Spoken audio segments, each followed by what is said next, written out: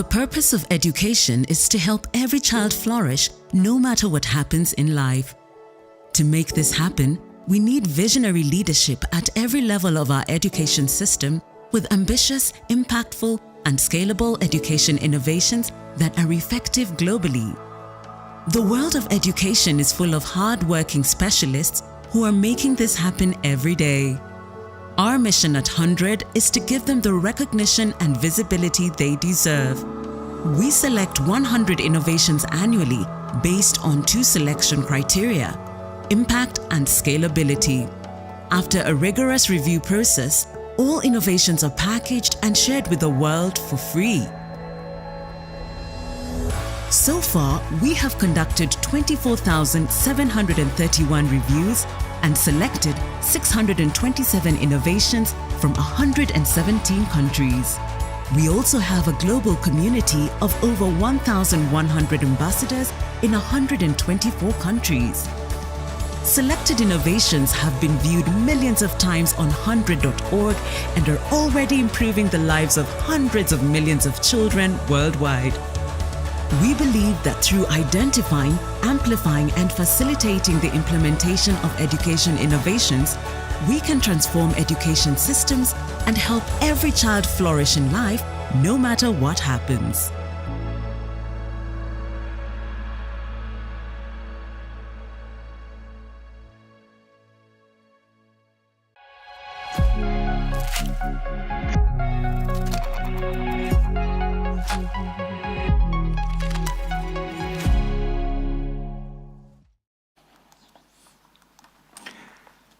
Okay, welcome to Helsinki, the happiest capital in the world, where it's always sunny and warm inside.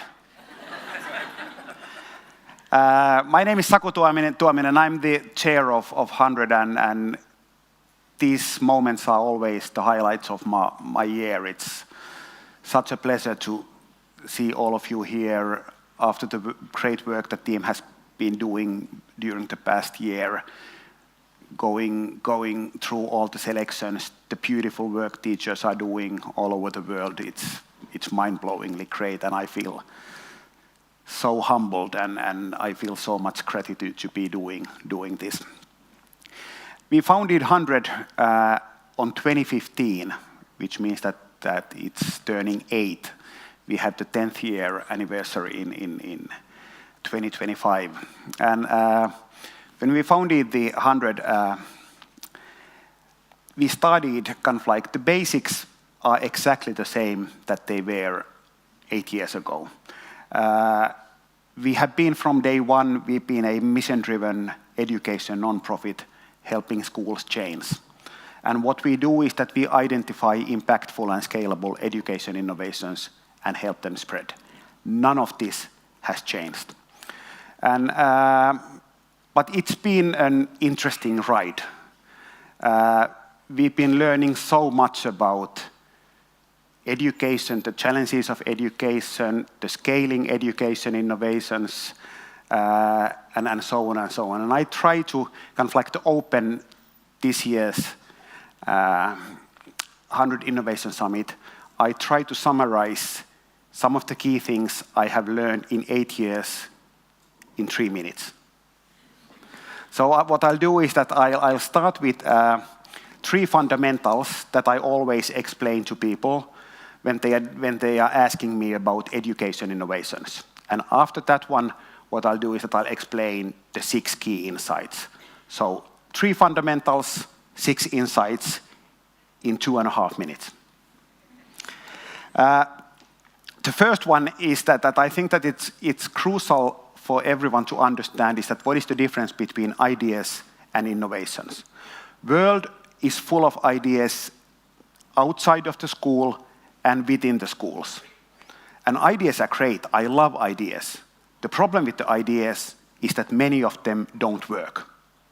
They might be valuable, they might be learning experiences, but they don't work. And if you summarize, if you simplify as much as possible, innovations are ideas that work. So that's kind of like one key thing.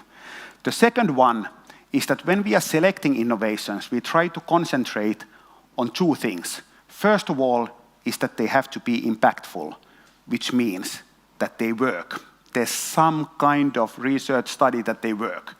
And the second one is that they are scalable, which means that they have potential to work in more than one place. So ideas that have proven to work, which means that they are innovations, and innovations that are both impactful and scalable.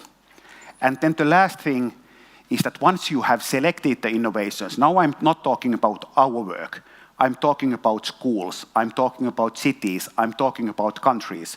What are the innovations they select? That's fundamental. And how are they implemented at scale? So those are the key things. And based on these, I'll go extremely fast, the 6 key insights for me. The first one is that we all know that in education, there's a lot of challenges all over the world. And the good news is that I would almost say that no matter what your problem is, there's a great solution out there. We have been going through thousands of innovations in all continents, and the solutions are out there. At the same time, many teachers actually don't like the word innovation. And when I'm discussing with teachers, what they say is that, don't bring me innovations. And okay, what do you want to have? I just want to have ideas that work. I said, yeah, that's the definition of innovation. But they think, for example, is that innovations are for profit. Innovations are about tech and so on. That's not the case. Most of our innovations are not for profit, and many of them are not related to tech. And when people are complaining about innovation and the fact that innovations are not working, innovation is extremely seldom the problem. The problems are selection and implementation. And what do you mean by selection? Way too often, selection is superficial and top-down. Meaning is that they are not hearing teachers, they are saying is that, okay, this is the innovation we want to be implementing, but there's no genuine buy-in. And if there's no genuine buy-in, it will not work. And the implementation is really weak, meaning is that there's lack of resources, there's lack of dialogue, there's lack of time. And no wonder that teachers don't like the innovations, because the implementation work is not done as well as it should. And when people are saying, in many countries, they are saying is that teachers are the problem, they are not open for new ideas and so on. I think that teachers are not the problem. We should not be blaming teachers. We should understand is that the fact that we are implementing ideas in a bad way, that's the key problem. And that's why for HundrED, we put a lot of emphasis on selecting great ideas.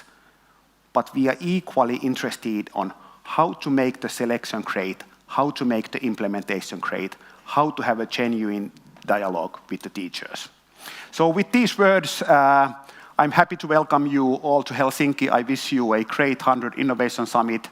There's going to be a huge amount of interesting discussions. I'm fully certain about that one. And with these words, I give the stage to our host, Dennis Wall.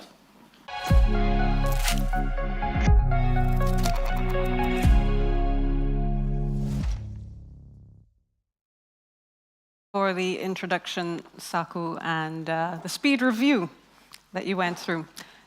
Great to see you all here this evening. How's everyone feeling? Good? Wonderful, wonderful.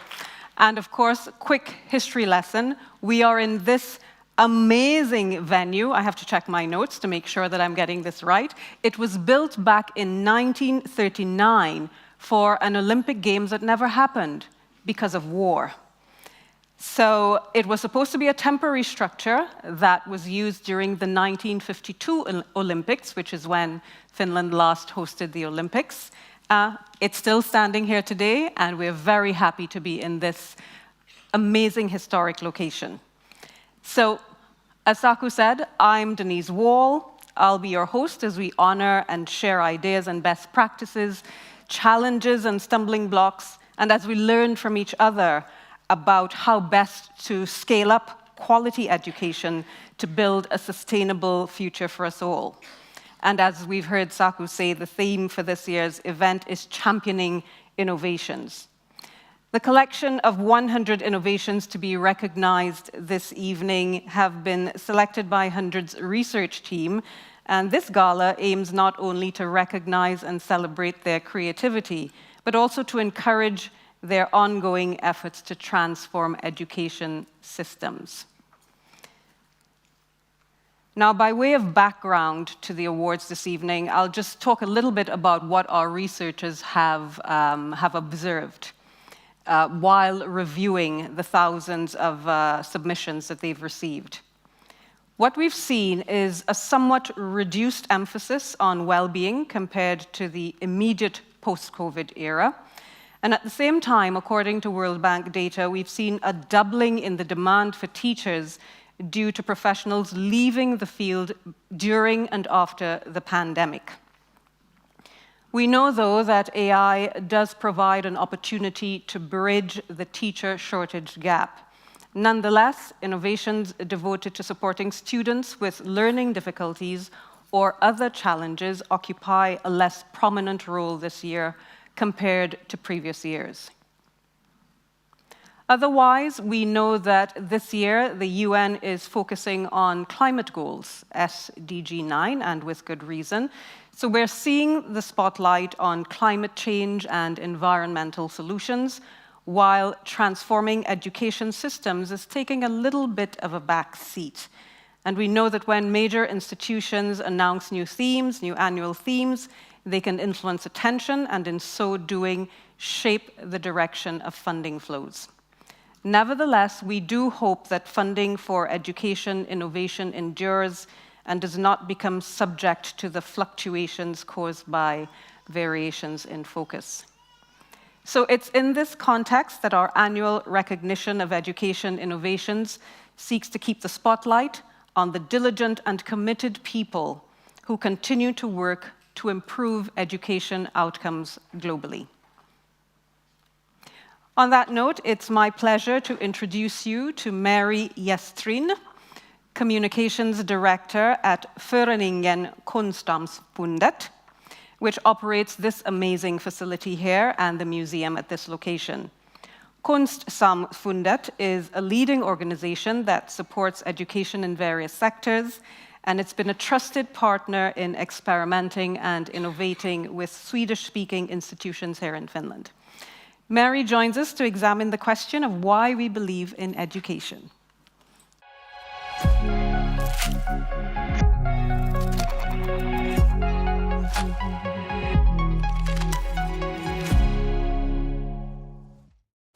Let me just start by saying that it really is an honor to be here, because what we are talking about here today is among the most important things that we can talk about. We here in Finland, we live in a society that wants to be looked upon as really equal. We pride ourselves by talking about our healthcare system that guarantees everyone good care, and our schooling system that offers everyone access to good education. And we should be proud, because equality in both these fields is really something unique. But at the same time, we must be aware of that this equality is not something that we can take for granted. We might even need to remind ourselves of why education is important. So what is it that we should cherish? I think the most important thing is the basic idea that no one should be left behind when it comes to education. That regardless of where you live or what your family's financial situation looks like, you get to go to school and the quality of your education is good. The reason for why I stand here today talking to you is that education is one of the focus areas of Föreningen Konstsamfundet, as Denise was saying. And I thought that I'll just say a few words about Konstsamfundet and about its founder, because it will explain our engagement. Konstsamfundet was founded already in 1940 by a man called Amos Andersson. He grew up in a small countryside village in the southwestern parts of Finland in a place called Chimito. In his childhood family, resources for schooling were scarce. But he went to elementary school and finished it, and he continued for a couple of years in business, in the secondary level business school. He didn't finish that, but it turned out very early that he was very good at business. He worked hard, and he made lots of money. And to make a long story short, when he died in 1960, he was a very rich man, and as he didn't have a family, he gave his whole fortune to his own association, to Konstsamfundet. In his will, he very clearly stated what he wanted that his money was used for, should be used for. It was arts and culture, it was upholding the Swedish language, that was his mother tongue, and last but not least, it was education, and specifically vocational education. During his life, Amos Andersson had seen many examples of what lack of education can do. He upheld his strong ties to Chimito throughout his life, and especially there in the countryside. He saw many talented young people that, because of lack of money, didn't get the opportunity to get the education that they would have earned. And for that purpose, for that reason, they didn't get the possibility to live a better life. So during his lifetime already, Amos helped many of these people personally, but more importantly, he supported many vocational institutions in order to open up new pathways for young people starting their adult lives. And according to Andersson's wish, Konstsamfundet still continues to do this. Because even though many things have been getting better since his days, the fact still is that many schools and institutions, in order to reach the level of equal education and equal quality of education, they really need the support that we can offer them. To fulfill our aims, we at Konstsamfundet, we give grants to schools and institutions on a yearly basis. We finance learning materials and equipment, and we take part in different kinds of projects, such as the one that Denise mentioned here, that we have been doing together with HundrED. And it has to do with getting innovation to be, or innovative thinking to be, an integrated part of the curriculum in the Swedish language vocational institutions here in Finland. I have personally had the opportunity to follow this project from the start and to hear both about the challenges that need to be tackled and the ideas and solutions that have been proposed and tested and carried out. The outcome of this project will be a workbook that can be used not only here in Finland, but also in the Nordics and globally, which I think is fantastic. I started off by talking about equality and the Finnish ambition to create and offer every person an equal opportunity to get a good education, and I want to finish on the same note. When times are challenging, it is perhaps more important than otherwise that we prioritize rightly. The importance of inspirational, integrating, innovating, open and engaging education is vital for our society. Every child, every young person has the right to flourish, and we must help them do so. Thank you. Thank you so much, Mary. Wonderful. Thank you. Thank you so much, Mary, for those inspiring comments, and thank you for pronouncing Föreningen Konstsamfundet the correct way. I learned a little bit more today. At this time, I'd like to introduce HundrED's Hall of Fame success story. And to tell us more about it, let's welcome Mary Gordon. She's the president and founder of Roots of Empathy. That's an evidence-based program developed in 1996. The program has already reached more than 1.2 million children globally, including in Canada, the United States, the United Kingdom, the Netherlands, and New Zealand.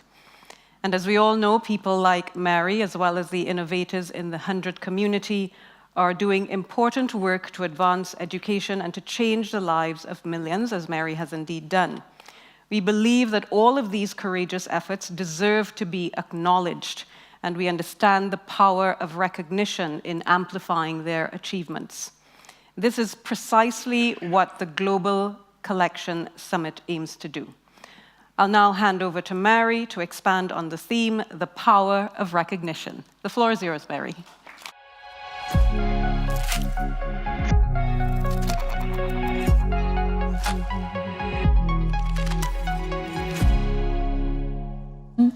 And just as we learned from you that this beautiful building did not host the Olympics because of the war, let me just say we are collectively waging peace today.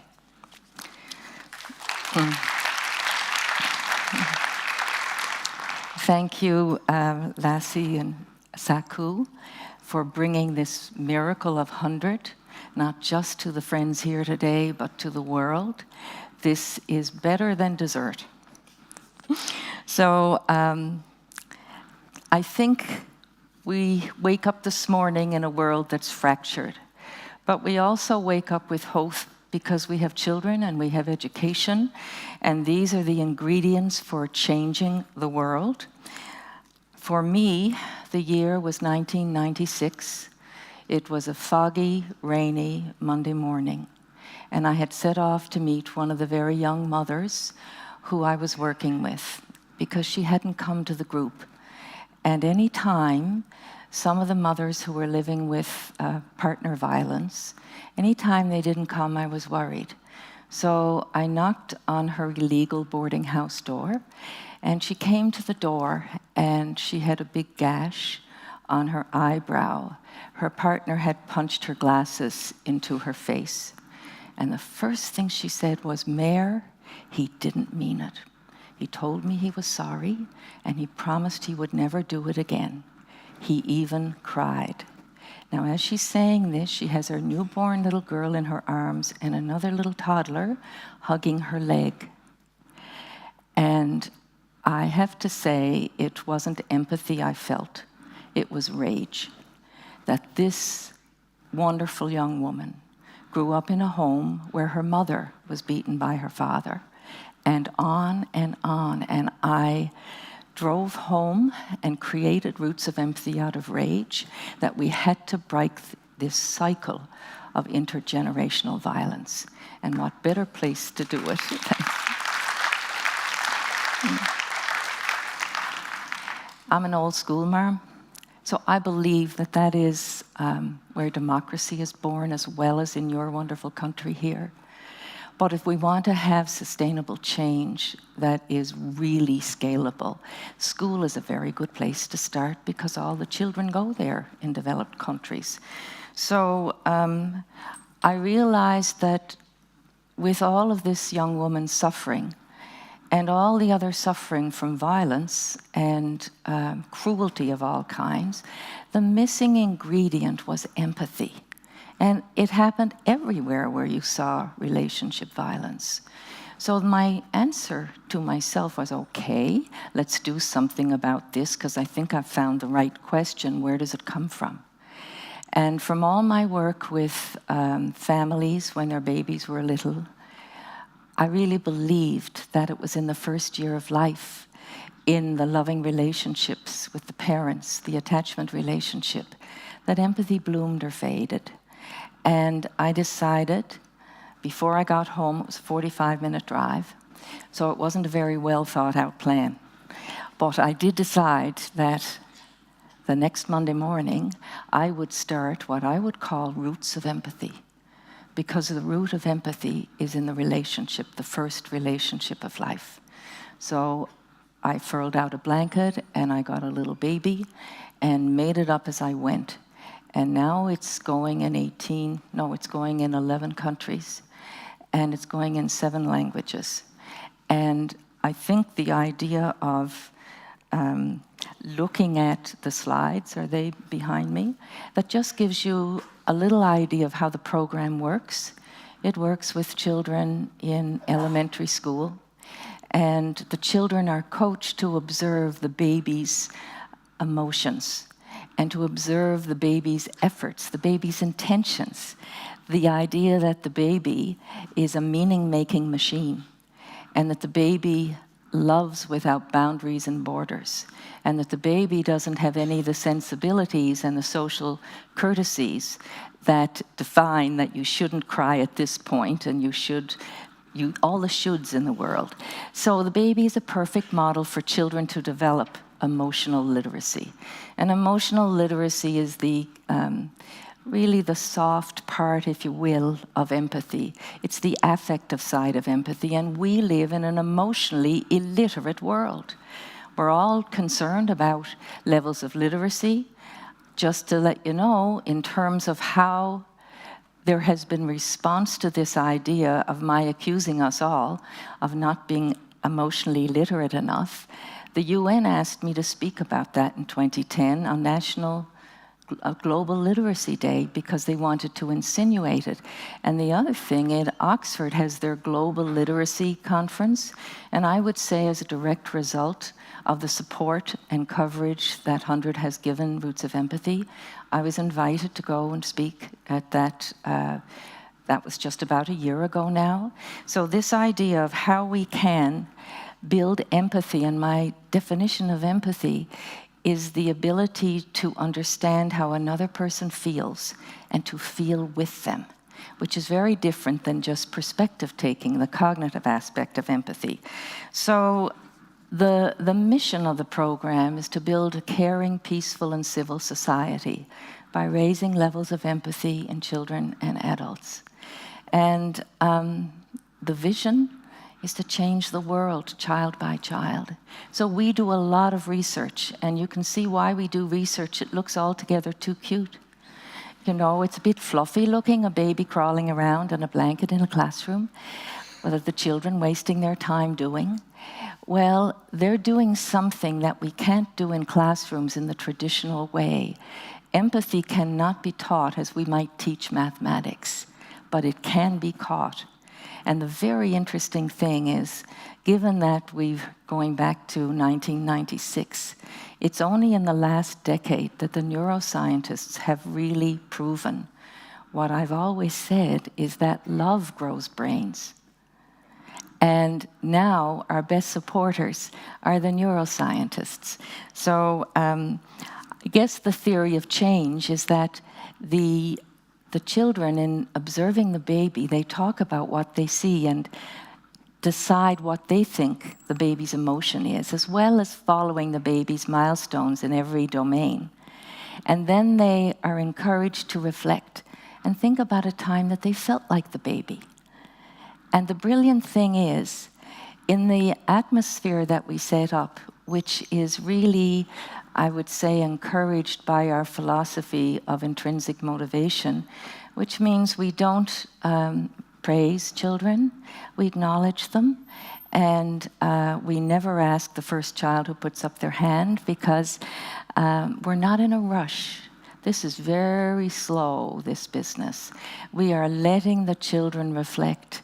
And so often in school, the first little one who gets their thinking and their speaking in gear, they have their hand up. So I would just like to recognize teachers as heroes, and I would like to say that the whole playbook of being a human being has yet to be written.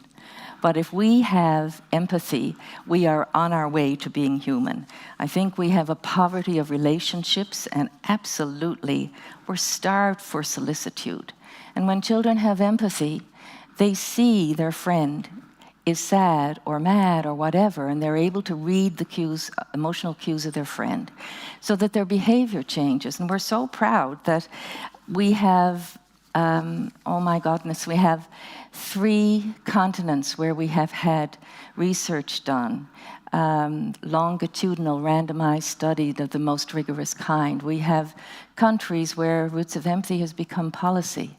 In Northern Ireland, they believe that the generational violence they have experienced, the sectarian violence, will be best reduced by having empathy in the children. So we live in a crisis of connection for sure.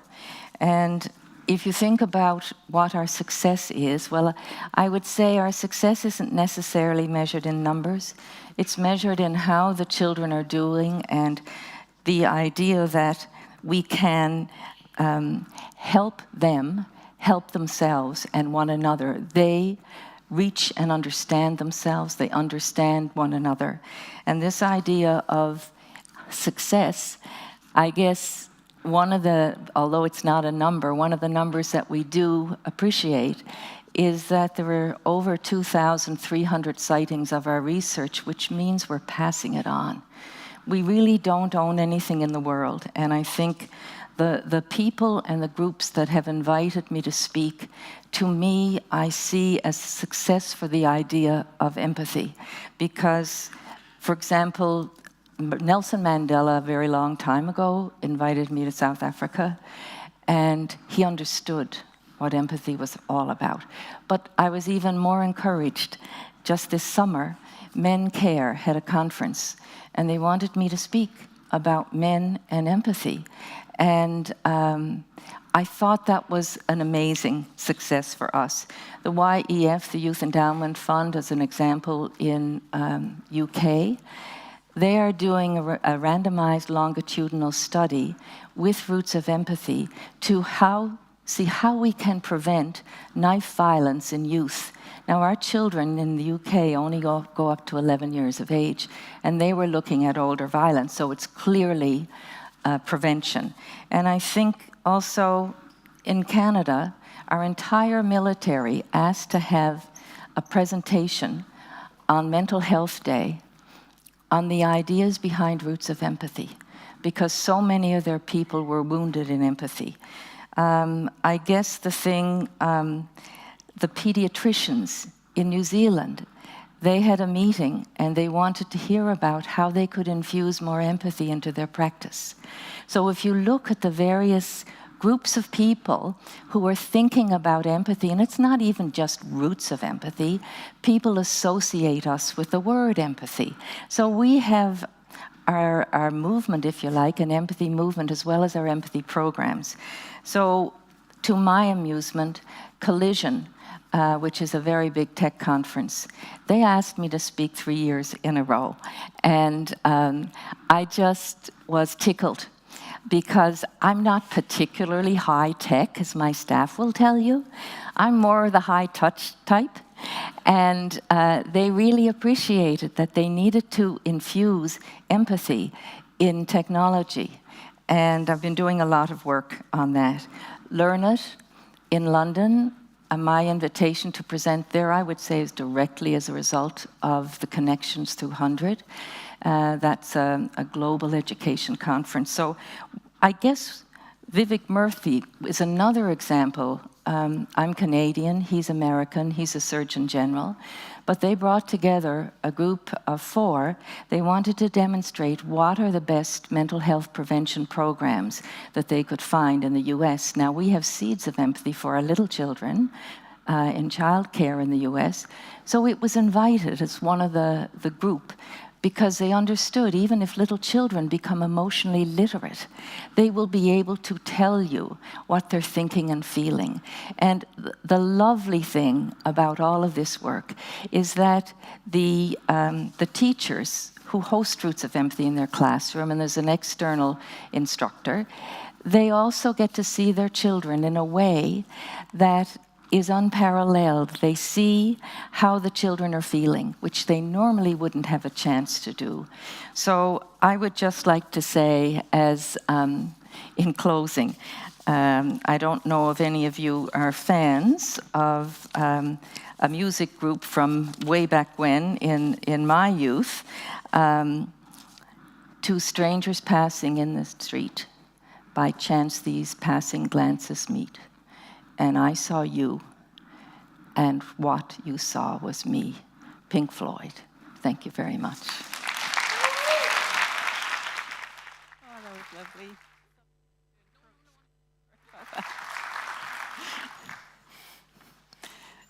Thank you so much, Mary, and I do apologize for creeping on you, but we are trying to keep to our timetable. But thank you so much for that wonderful message about waging peace through empathy. I think it's a message whose time has come. Definitely if we look at the global situation now.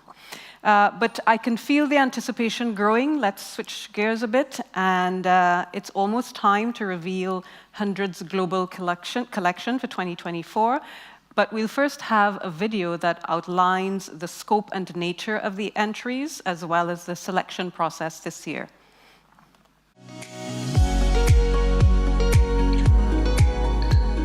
This year's Global Collection was selected from our database of over 3,000 education innovations.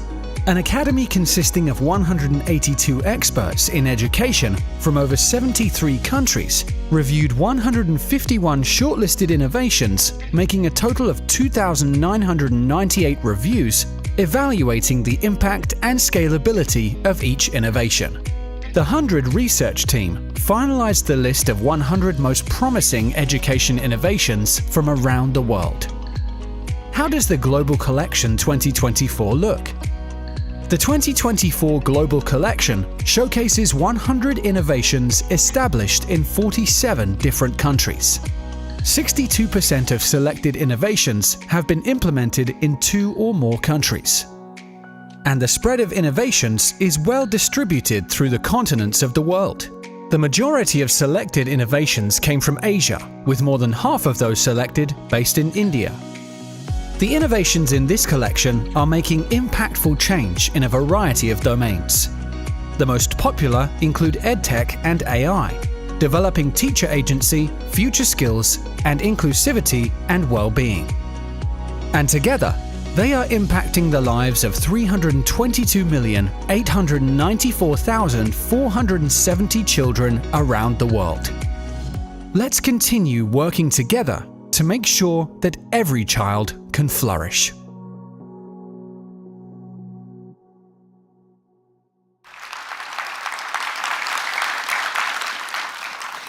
All right, I think that video very aptly sets the stage for our research team to share what they have discovered about the innovation. So I'd now like to invite to the stage HundrED Research Director Crystal Green, as well as her team members, Mariah, Ariana, and Fares, to expand on the themes and innovations that were represented in the submissions for the 2024 Global Collection. And please hold your applause for the innovations until the end of the presentation by Crystal and her team. Crystal?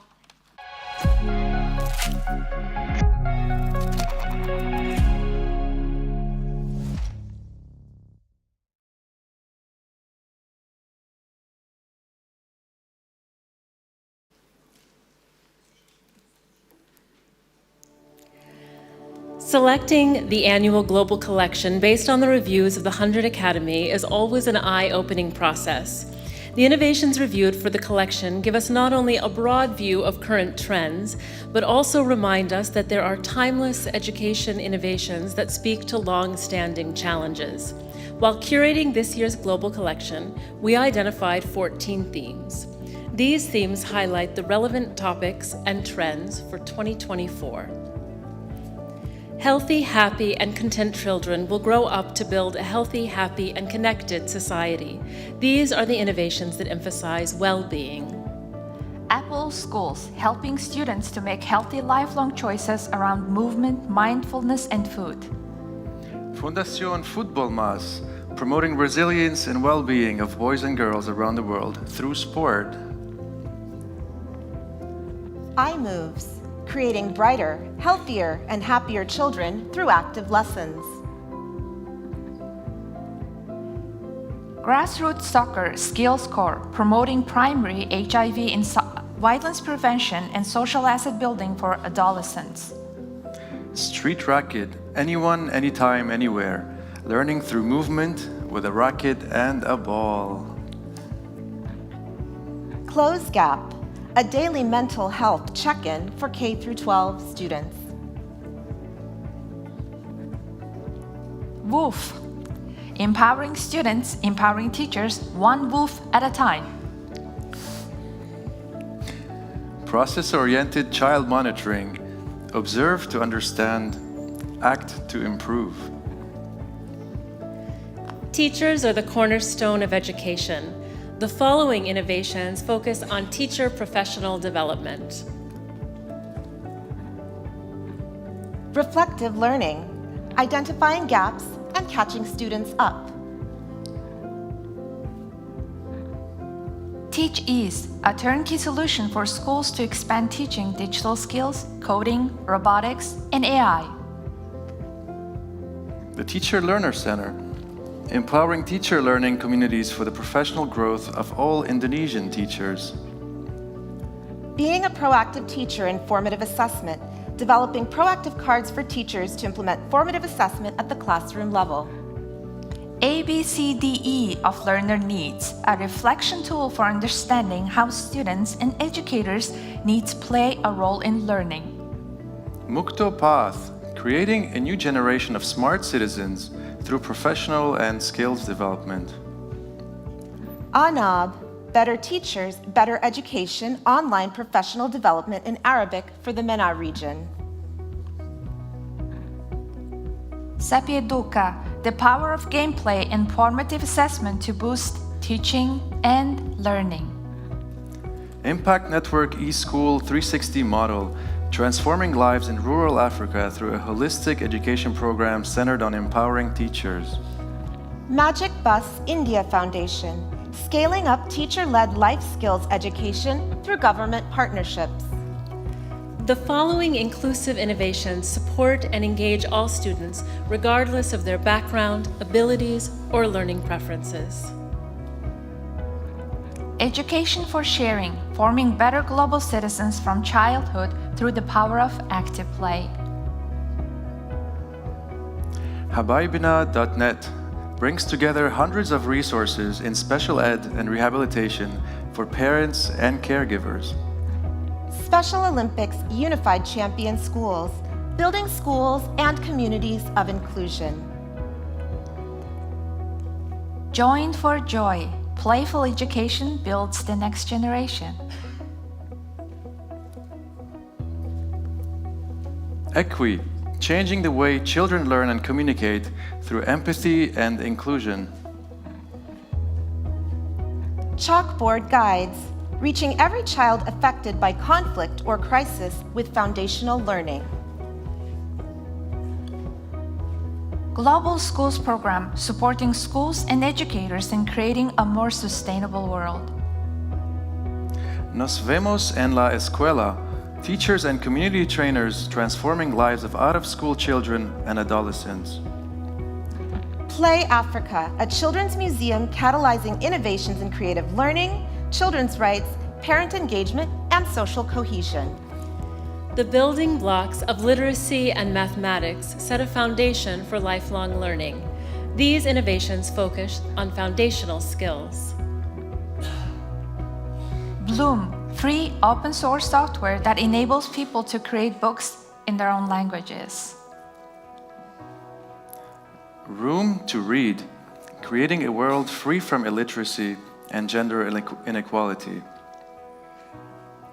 The Billion Readers Initiative, ensuring everyone in India is a fluent reader. Building blocks, making math fun and interactive for joyful learning. Alpha Tiles, creating literacy games for the world's 7,000 languages. TAW Academy, board games for improved learning outcomes and success skills training for children. It is now more vital than ever for the education sector to consider the types of futures we want to grow. We recognize these innovations in sustainability. Learning about forests, 23 years of outdoor learning using nature as a classroom. Farmpreneur, learning and growing through a school nutrition garden. Decarbonize Global Child Climate Program, learning that lasts a lifetime, action that creates a better world. League for Green Leaders, engage every kid in climate education through a playful, relevant, and action-based approach. Compass Education, a better world begins with systems thinking in schools. Twin Science and Robotics, easy to use, fun and fresh video resources for teaching STEM for sustainability. Anthill Creations, making play accessible to all. Swarm Mob, empowering new generations to collaborate for global sustainability. A young person's future is dependent on opportunities to explore their strengths and try different career paths. Innovations in the Future Skills category are TechWill in Every School program, equipping every child in Moldova with future-ready skills. Life Skill Collaborative, mainstreaming life skills in the Indian education system. LEAD Academy, providing K-12 coding programs for future skills and the fourth industrial revolution. MakerGat, preparing youth for the future of work through hands-on maker education. Career Quest, giving young people autonomy to make informed choices, navigating real-life scenarios. Enterprise Adventure, the app for aspiring entrepreneurs and change makers. Destination Imagination, creativity is the most valuable skill of the future. We teach it today so students can solve the challenges of tomorrow. Story Arts, empowering the next generation of storytellers. Story Experiential, create stories like the pros. Access to quality education should not depend on gender. We begin the second half of our presentation with innovations in girls' education. Educate Girls, aiming to improve access and quality of education for over 15 million girls cumulatively by 2025. Protsahan Girl Champions Program, serving first-generation learners in urban slums through art and technology. Girl Rising, through Girl Rising stories, students explore global issues around the right to education. HundrED educates and mentors African schoolgirls from underserved communities on periods and puberty. Unlock the Power of Understanding, an interactive program that educates on periods while nurturing empathy, diversity, and self-love. A village approach to girls' education takes a village to raise a child. Let's build one for our girls with a hybrid approach. Imagi, reimagine access to coding education. Technovation, how do we help underserved communities build a sense of efficacy as technology inventors and leaders? EdTech is emerging as one of the most popular methods for enhancing learning experiences. Innovations in our collection that leverage technology to improve educational outcomes are ACE Radio School, providing out-of-school children in rural areas with quality education through radio. Now Press Play, an immersive audio resource for primary schools that engages children through sound, story, and movement. I Do, transforming existing public education systems to enable every child to learn effectively. Last Mile Learning, accelerated foundational learning through a digital approach. Shupavu 291, leveraging readily available technology to unlock the potential of underserved learners in Africa. HundrED, an easy-to-use, learner-centered, inspiring platform for formative assessment and learning analytics. Ubongo, African edutainment to help kids learn and use their learning to change their lives. CodeMitra, open source contextualized computer science learning platform to make children future ready. Connect, a platform for edutainment related to intellectual development and creative skills among students. At the center of our mission at HundrED is the child's experience. Innovations capturing the essence of student agency are TUMO, Center for Creative Technologies. TUMO is a new kind of educational experience at the intersection of technology and design. The Big Idea, because one big idea can change our world. Center for Advanced Professional Studies Network, student-run projects for actual companies while in school. NFTE, World Series of Innovation. Interested in solving problems that matter? Welcome to the World Series of Innovation. Faces Up Uganda, art for empowerment and rehabilitation of children from vulnerable communities to attain agency. Live Book, an augmented reality micro-learning platform. 100 cameras, equipping youth to process and tell their stories through photography. It is not an easy task to inspire change while working with a variety of stakeholders. The next innovations inspire school leadership to create equitable access to quality education. Partners for Possibility, powered by Citizens Leader Lab, developing the leaders our nation needs. Ansei Pu Aiti, a movement to equip a network of Haitian civic leaders for educational justice. Democratizing governance of public schools, Samarthya. Fostering local stakeholders' voice and agency for more inclusive and representative schools. The possibilities technology and AI can offer currently seem endless, and there is the potential that these innovations will shake up the education sector as we know it. Cool Think at JC, inspiring digital creativity, computational thinking as basic education in every school. Annie Advisor, helping to find students who need help early. Cat and Clever, an AI-powered serious game that gives preschoolers a head start at school and for life. Edu10, a gamified math learning platform that brings a scientifically proven improvement to learning results, student motivation, and teacher happiness. Life Vitae, a platform for scaling students' potential, the world's first life skills platform. Rory, personalized learning support for those who need it most.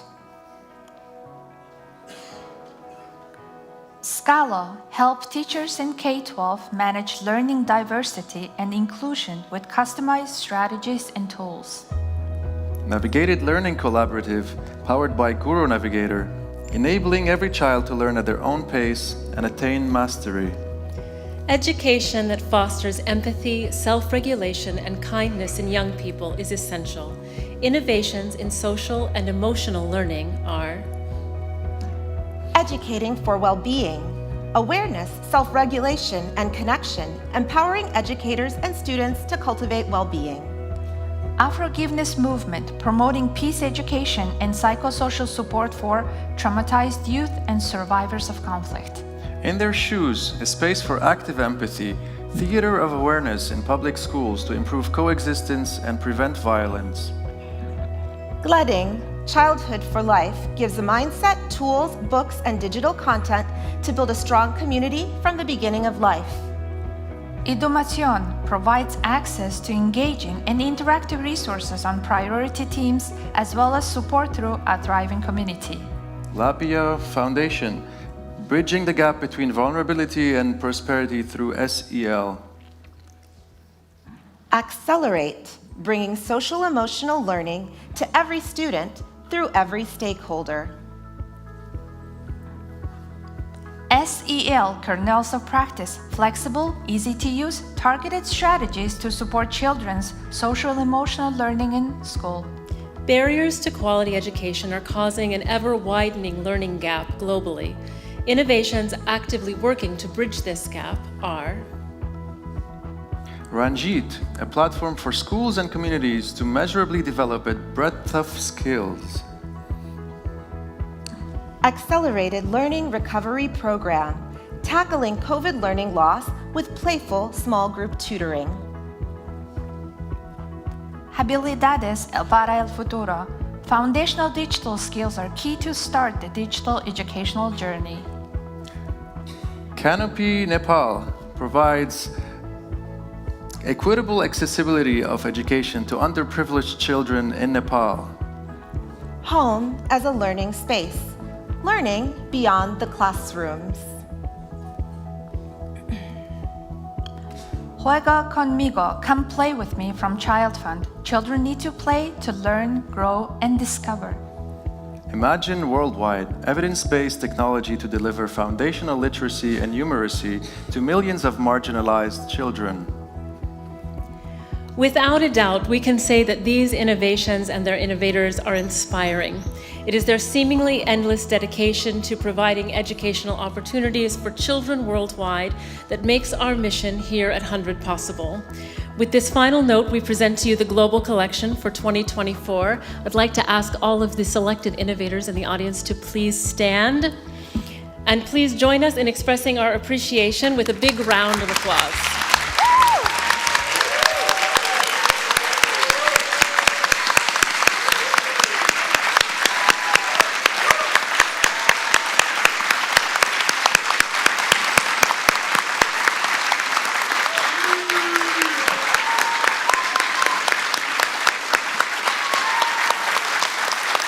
Congratulations. Bravo, bravo.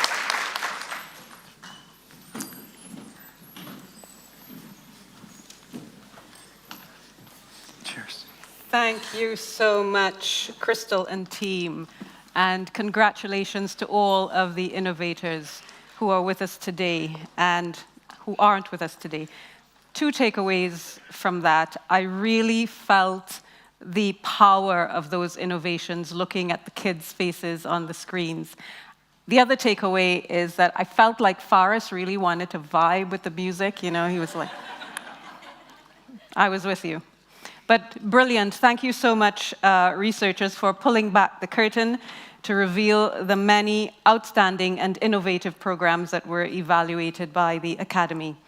I think it's important at this stage to note that all of the innovations that were considered this year are impactful and scalable, and they were introduced in random order, so there's no hierarchy.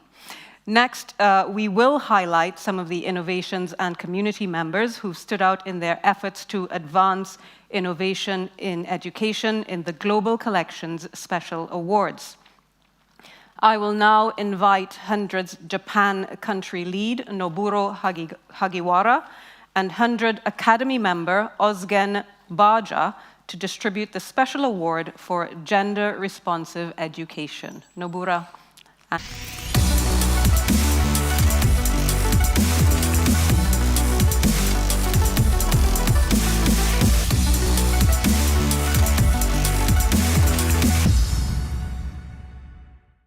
Again, how are we addressing the needs of female and male learners at school? We know from our own experiences as a student and educator that we all learn differently. But other than that, we don't seem to deal with this particular issue systematically, both inside and outside school. So I believe that as educators, we need to create learning environments where every student can flourish.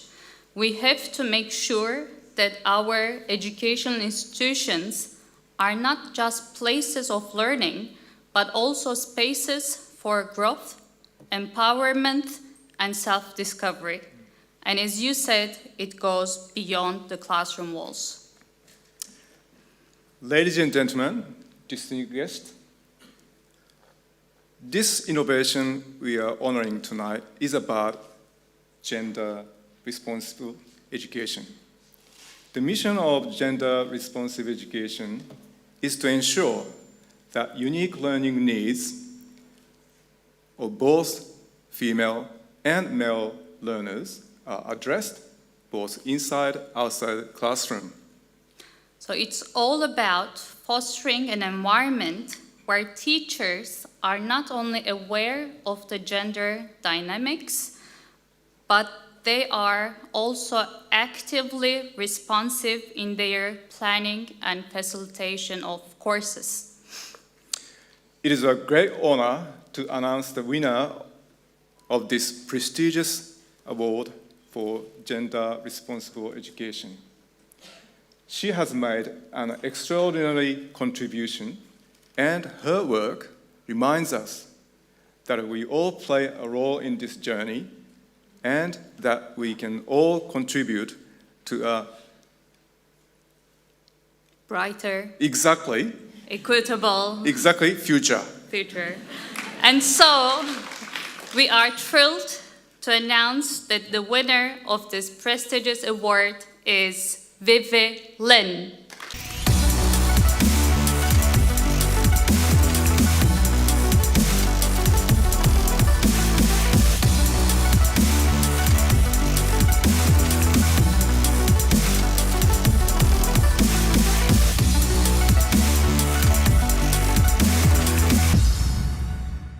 I want to say a huge thank you to the Academy for recognizing our unwavering commitment to gender, diversity, and inclusion education.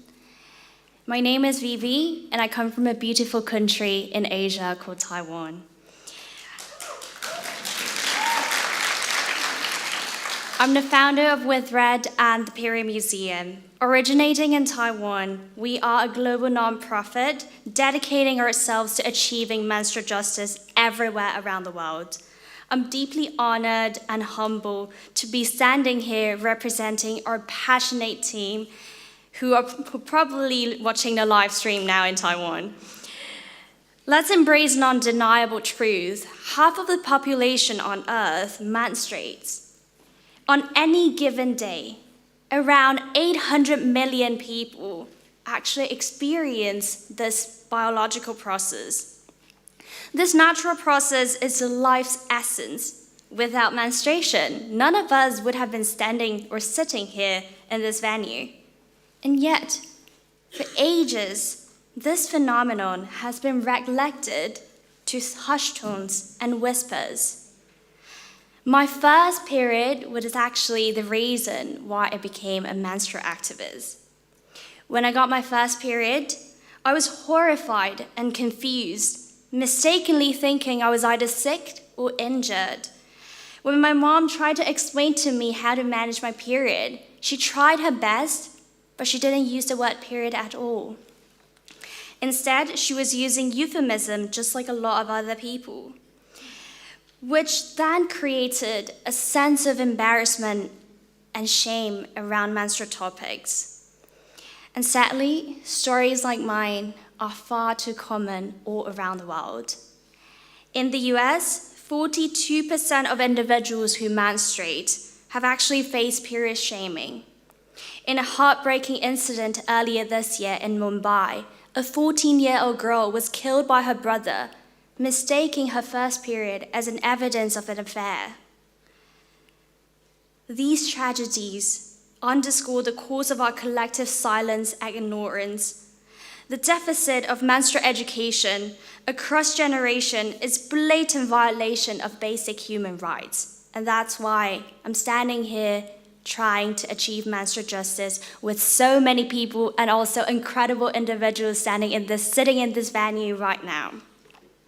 And what's astonishing is that despite rapid evolutions in education about gender identities and sexual orientations, especially in countries like Taiwan, we actually pioneered the legislation of same-sex marriage in Asia.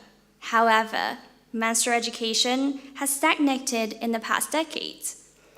We discovered in a public hearing 2 years ago that only 1 in 9 schools in Taiwan's second largest city provided some form of period education, despite it has already been in the curriculum. Most often, It was segregated by birth-assigned sex. This isn't a localized issue. It is a global crisis, a global challenge that's demanding a united effort. At HundrED, we believe that menstruation should not be a barrier to anyone's well-being opportunities and choices. So in 2019, we launched 50/100 HundrED. The project's name represents that 50% of the population on Earth menstruate, and we want to invite 100% of the population to engage. We aspire not only to eliminate this existing stigma, but to prevent its inception altogether. Initiating this project in public school, starting from the very beginning, posed challenges, but it was imperative to ensure accessibility for all students, regardless of their socioeconomic backgrounds. Early on, there were actually concerns about gender-inclusive menstrual education. But contrary to the expectations, it cultivated empathy, self-love, and compassion among students, also the educators. In just 4 years, we've recreated the menstrual education curriculum, making it inclusive and accessible. By eliminating the gender divide, we created a nurturing space for everyone, regardless of their gender. Our impact doesn't end with classroom lessons. We've published resources like books and animations. We train educators and caregivers, and we also influence educational policy, making the changes systematically. To date, we have reached more than 300,000 students, educators, and parents. More than 100 schools have now adopted our curriculum, and national-wide adoption is underway. We've been having meetings with the Ministry of Education. We're hoping to have a national implementation. Our community's gratitude has also been heartwarming. Many have expressed how long overdue this education is. Many parents have generously donated their children's birthday fund to us, seeing it as an investment to the future. We also pioneer a university-level course on menstruation in the National Taiwan University, which encompasses various perspectives from medical, cultural, to engineering. Our goal is to inspire future change makers, not limiting to changing or solving menstrual injustice, but addressing a wider range of social issues and human rights issues. We actually believe a single course might not alter one's entire worldview. It is impossible. However, by cultivating an environment of empathy, can reshape not just one generation, but society at large. Imagine a world, what would the world be like when this generation, which learns about menstruation in a healthy and stigma-free way, when they grow up to be empathetic and compassionate, when they become the decision-making population of our society, what would the world be like? Lastly, I want to take this opportunity to acknowledge my incredible team in Taiwan, the people who have worked with us, and our partnering schools and organizations, our supporters, and even our critics and our skeptics. Thank you all for those who drive us to do better. Also, lastly, a heartfelt thank you goes to our families and partners who often bear the brunt of our innovative pursuits. You make it all possible. Thank you.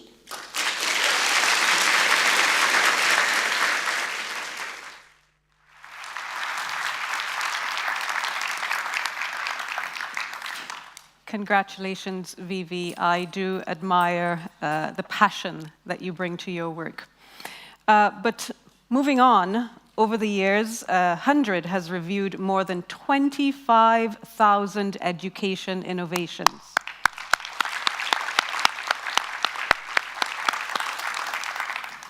That work has been performed admirably by our dedicated and hardworking Academy members, and I'm honored to introduce to you now two of them. They are HundrED Country Lead and Academy member Richard Opoku and fellow Academy member Annina Mattsson. They will both present the Academy Choice Award. Richard and Annina, please join me here on stage.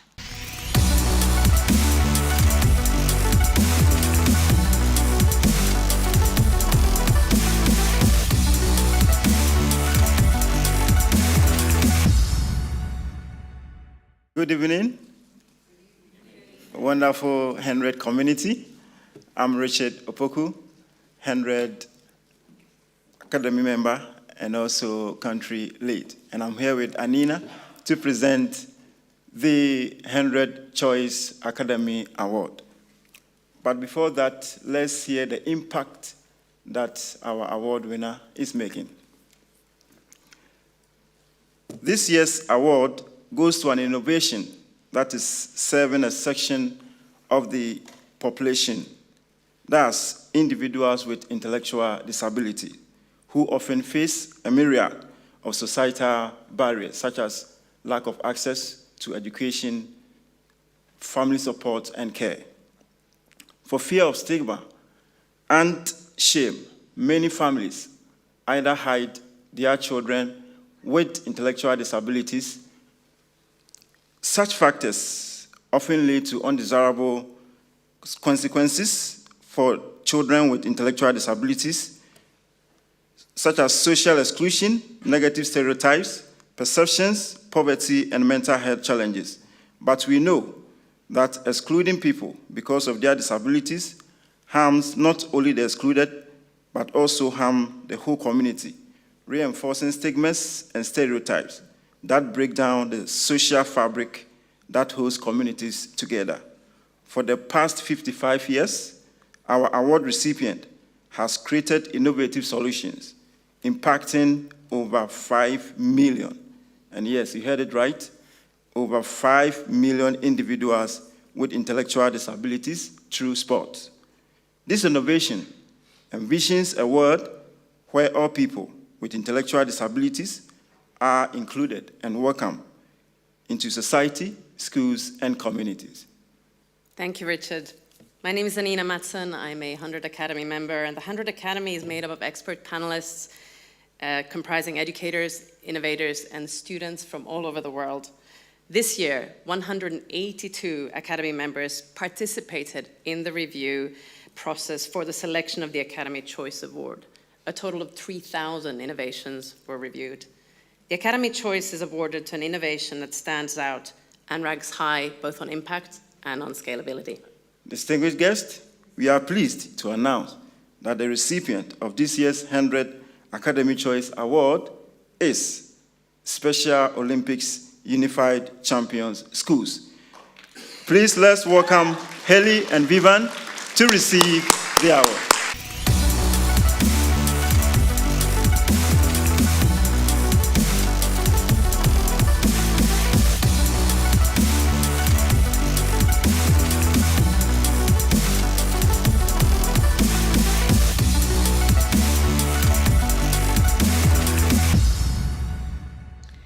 Hi, my name is Viva Natrila. I am Special Olympics from Finland. When I was 8 years old, I wanted to start horse riding. My mother took me to stable near our house, and owner happened the head coach for Special Olympics, Ekesia Sports in Finland. That was the beginning of my Special Olympics journey. Today I compete in 3 sports: golf, unified basketball, and equestrian. Special Olympics camps are the best part. There I meet my friends, get new friends, and can try new sports. In the last camp, I tried a triathlon. The second best thing is traveling and competing in other countries. I have played basketball in Germany, golf in Denmark, and also done equestrian in Denmark. The peak of my journey was last summer in Berlin. I was the first woman golf player from Finland. The take part in Special Olympics World Games I became fourth. The years with Special Olympics has given me a lot, and I hope many more years to come. It is a program where I can challenge myself, learn new things, and become better. It is also a community where I feel equal and supported by everyone. Thank you.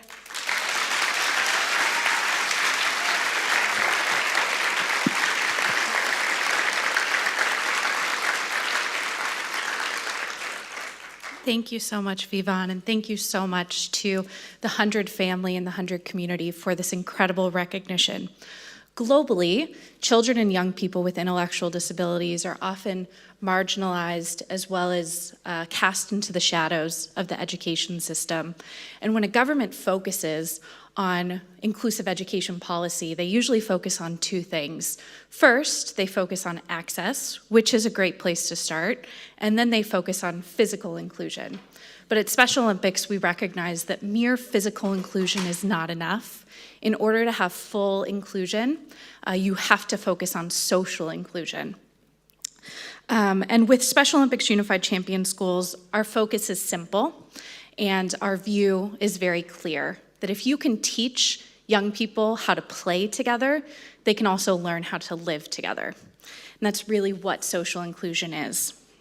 Using sport and youth development as the foundation of our work in schools, we build a woven fabric of social inclusion that impacts all students, both with and without intellectual disabilities, to feel welcomed, included, and valued. A recent GPE report noted that attitudes was actually the second largest barrier to inclusion for students with intellectual disabilities. And at Special Olympics, that's what we focus on. We focus on attitudes. We focus on proving that we are more alike than we are different, and that together we can achieve more than if we were apart. And through the power of sport, we focus on building those soft skills like empathy, perspective taking, teamwork, and leadership. Special Olympics Unified Champion Schools strongly believes in the power of youth to change the world, that through youth innovation, we can create a radically different world that looks to unite as opposed to exposed to dividing us, a world that looks to include instead of exclude, and a world that has a seat at the table for all of us.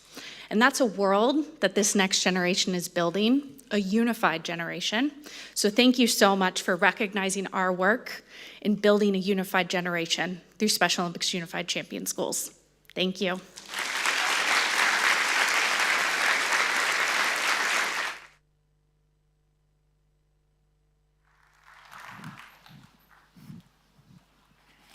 Warm congratulations to you again, Haley and Vivan, for your outstanding example in promoting full participation and inclusion through sports, leadership development, and community engagement.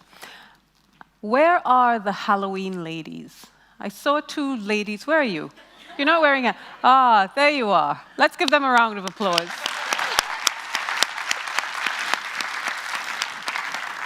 They're fully embodying the spirit of the day. But we have now reached the climax of this evening's gala and this year's HundrED Global Collection Awards ceremony. That means it's time to recognize the champion of the year.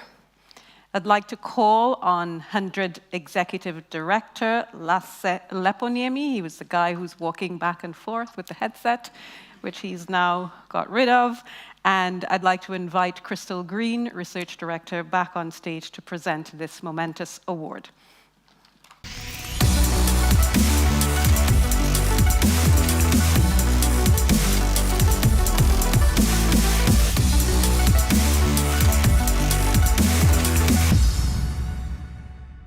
The theme of this year's summit is championing innovation, and we chose that theme this year to acknowledge that innovation doesn't happen in a vacuum.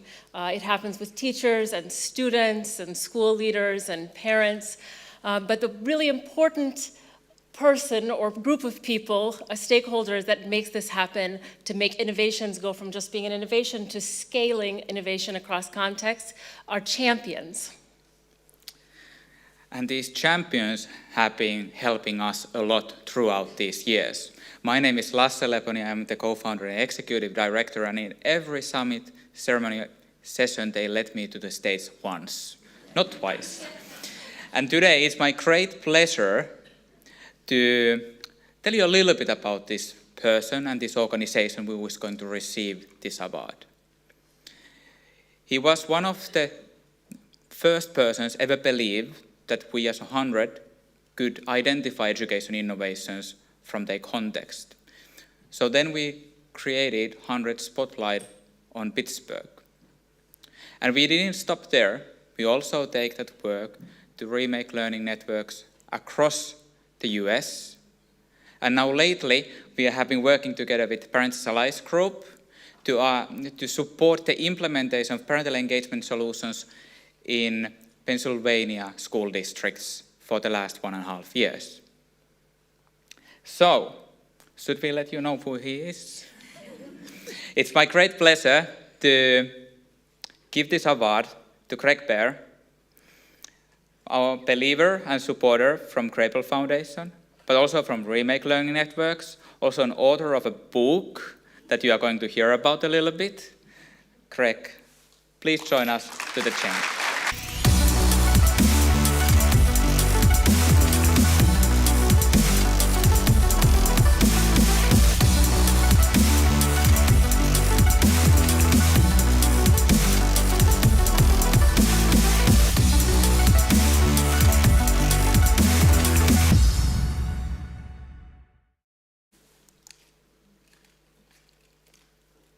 Whoa, got a little ahead of ourselves there. Hi, everyone. First of all, happy Helsinki Education Week, happy HundrED Innovation Summit, and happy Halloween.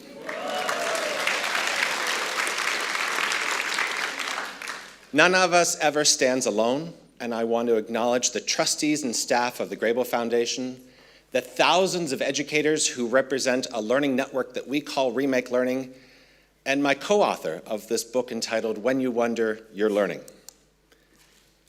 And I begin with deep gratitude to Lasse, to Saku, to this HundrED community, and to all of you here in Finland who for years have inspired all of us around the globe.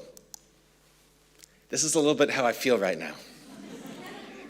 And I also feel like this because I have met the possibilitarians and you are the possibilitarians. We are so lucky to be part of this HundrED network together. And I know why you do what you do. It's because of the young people in your community whose lives you're transforming. And my why? It's these kids back in Pittsburgh, Pennsylvania in the United States. It's also these two little girls, my daughters, who are here with me tonight, along with my wife and my father.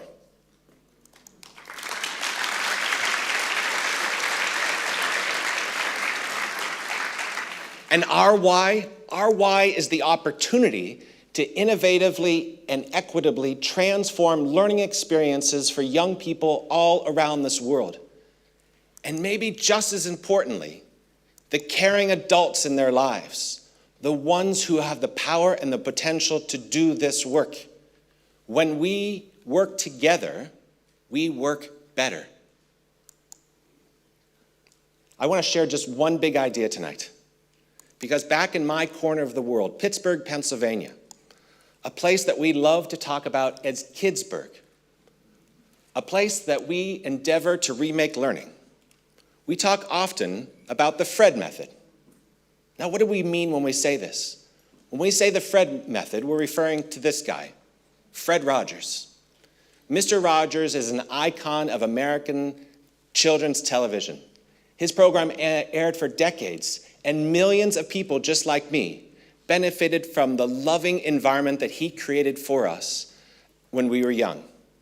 Fred appreciated more than a half century ago that we need to attend to the social, emotional, and academic growth of every child, coupled with all that we're learning about learning itself. So when we say the HundrED method, we're thinking about whole child plus learning sciences equals the HundrED method. And for more than 15 years, thousands of educators representing more than 600 schools, museums, libraries, early learning centers, creative industries, campuses of higher education have been endeavoring to remake learning in all sorts of learning experiences in and out of school, early childhood through higher education in our corner of the world. And again, most especially for the caring adults in their lives who stand in important relationship with our young people. It's put a beautiful spotlight on Pittsburgh. And Pittsburgh is just part of a network of communities like your own, learning ecosystems, where we're advancing relevant, engaging, and equitable learning for our young people all around this world. Because in this room, we understand that the purpose of learning is so much more than preparing future workers. It's about raising creative, curious, caring kids who are going to build a more just and loving world. As Fred said, the most important thing that we can do is let people know that they're loved and capable of loving. That's our task. Fred appreciated that learning and love are linked. There can be no great learning without love. And so our task, your task, is to create an atmosphere that's grounded in hope, an atmosphere that's grounded in goodness. At the turn of millennium, a journalist turned to Fred Rogers and said, "What's the most important challenge facing humanity?" Now, this was the turn of the millennium. Sitting here in 2023, we could imagine the same answers. He might have turned to issues of conflict in this world, poverty, climate change. Profoundly, he said this: try your best to make goodness attractive. That's the toughest assignment you'll ever be given. That's our task together, to make goodness attractive for our young people all throughout this world. So together, let's advance hope, let's advance goodness in the work that we know we need to do. Thank you, everyone.